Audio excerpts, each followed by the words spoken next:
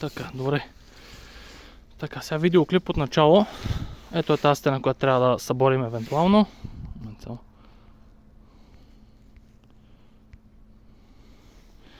Така, тук долу е ЛСБ-то, покрил съм го с 2 ламарини. Тук са другите 10 ламарини. Сега малко бокуци има по тях, защото метах вчера. И има за изхвърляне. Тук има малко кирпич, който остана. И едни тухли, които съм свалил отгоре. Сега ще ти покажа откъде. Само да се кача горе. Ето.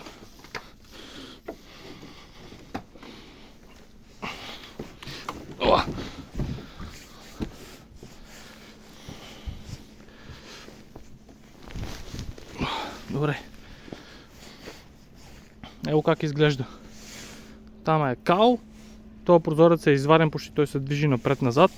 Тая града и тя пука. Тя е изгнила цялата. Ето тук има малко денивилация, защото не знам дали се вижда на камерата, но тук има едни 4-5 пръста, които това е по-високо от тая част, от основния долар. Его натам как изглежда.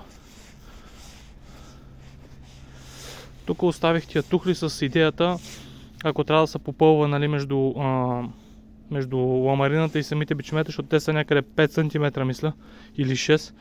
Ако няма дърво с тях да се използва, те са здрави единички. Насам е абсолютно равно.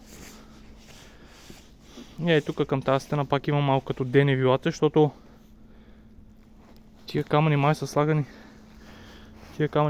Просто така, нали, отгоре те висят. Но може да се изравни лесно, нали, ако ги махнем. Тук да ги фърлим долу просто при другите. Трябва да видя касата за тая врата дали е вкъщи.